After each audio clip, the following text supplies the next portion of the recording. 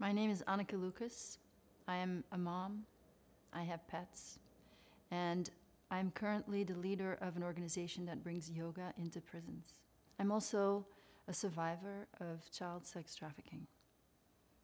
I was raised in Belgium and sold into a murderous pedophile network right around my 6th birthday. I was used in this network for 5 years and a half. Adult men that were part of this exclusive club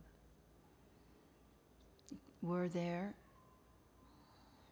for various reasons, but there was a lot of alcohol, a lot of drugs, and the children were the commodity, the highest, the most valued commodity, and were used for sex mostly. But there were a number of aristocrats that were part of this club who also liked killing children. And then my time had come. At the age of 11, I was about to be killed. I was tortured because someone who had protected me for a while and then abused me really badly was done with me. I was strapped to a butcher's block. That was black from the blood of all the children that had come before me.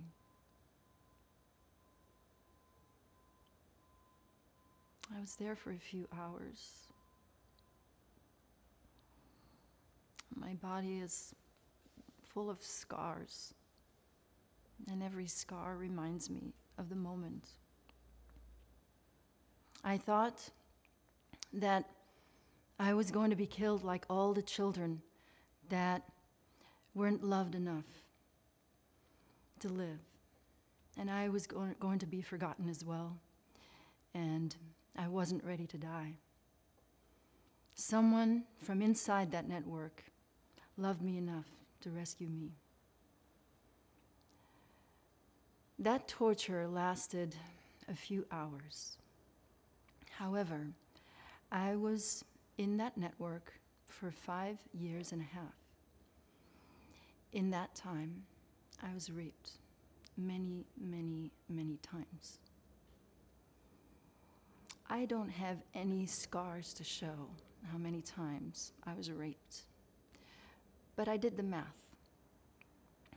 Usually it was a whole night in the weekend.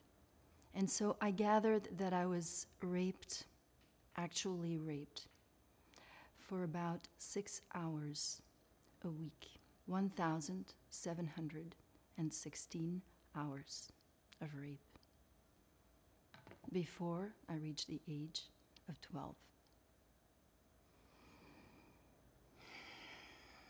I grew up with instructions that were given to me by the person who rescued me, that kept me out of prostitution, kept me away from drugs, led me out of the country, Belgium, where this all happened.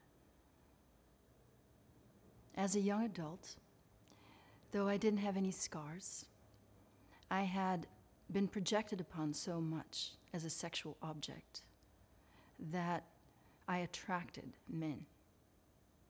And part of me needed that to live, because that was the only way I knew how to feel good. And as a young woman, I was so disrespected and so used. And yet everyone was so ready to put the blame with me for being promiscuous, for being, as was said, cheap, a whore, all these things, all these epithets, so quick to denounce me.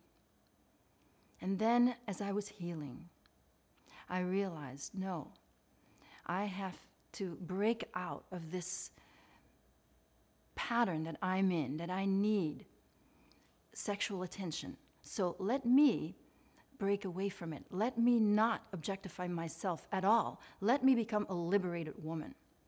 And so I worked for decades and decades, feeling into all the pain of what was done to me, all the betrayal of being sold by my parents. Children are the most vulnerable of our population. So we want to create a society where children will be safe, where children will have a community around them. Every child deserves safety. No child deserves what I went through and what millions of children each day go through. But unfortunately, the way the system is right now, that is part of the system.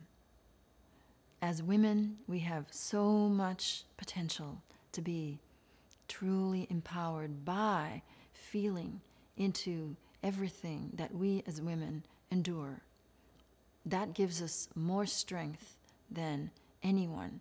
All that pain, behind all that powerlessness and that humiliation, really feeling into what was done to me, really understanding that it wasn't me, that at the end of the day, I'm okay. I was a child. I was being victimized. It wasn't my fault.